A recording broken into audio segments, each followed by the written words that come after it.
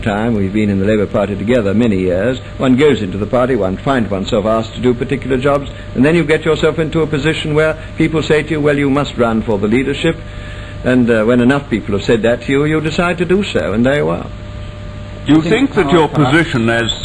Not necessarily.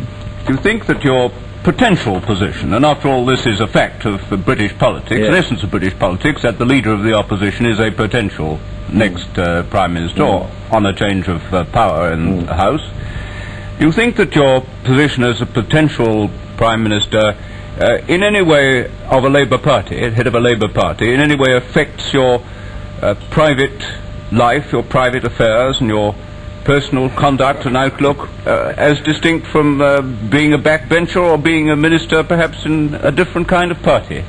Well, I don't know about being a minister in a different kind of party. That's the thing I've never had experience of. But the obvious effect, of course, of having a prominent position in politics is that you have very little private life, I'm afraid, all too little. That I would say. It is one of the part of the price, I suppose, that you pay, that you see far less of your family than you would like, that your garden gets into a frightful state, especially with the rain that we've had this summer, and that you are too much absorbed from that point of view by the job that you're doing and all that it involves. Do you feel that a Prime Minister should, as I think many people feel that Sir Anthony Eden has done, endeavour to run the foreign affairs of the country at the same time, or that being a Prime Minister is so much a full-time job that although clearly the Prime Minister must be the final superior and supreme voice in the Cabinet, that there should be a strong Foreign Secretary in order to guide him and guide foreign affairs? I would entirely agree with that. And are you happy that that strength exists at the present time, that personal strength in the Labour Party? Oh, certainly, yes.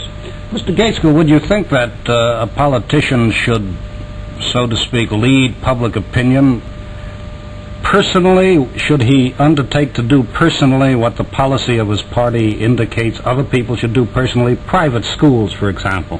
Should members of the Labour Party send their children to private schools?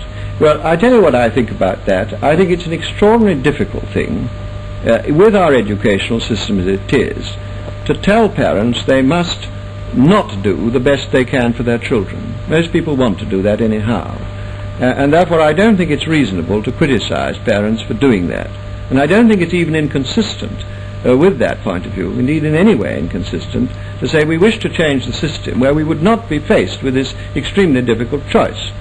I don't know how you feel about it, but I think it is a very difficult thing to ask people to sacrifice what might be, to sacrifice the possibilities of their children by reason of their own political convictions. It's a very hard choice indeed, and what I wish is that the choice didn't arise. I mean, I am firmly of the opinion, always have been, that we ought to have such a good state system of education that in fact private schools just didn't come into the picture. You don't think that that the development of that good state system is in fact to some extent slowed down by the fact that those who have the financial ability to make a choice, even if they are socialists, do in fact make it instead of sending their children to state schools and working within the state system?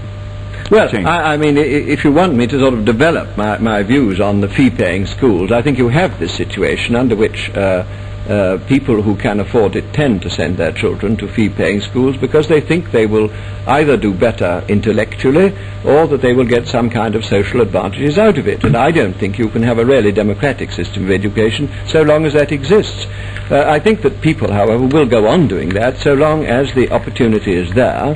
And if you really want my view, but I must hasten to add that the party hasn't in fact taken any firm decision on this. I would like to see the public schools thrown open very much more widely to sheer competition and merit. I think that some of them are very good, but I would like to see them available to people not on the basis of the wealth of their parents, but on the basis of the ability of the children. In your own case, I think you send your children to what Americans would call private school. A day school, yes.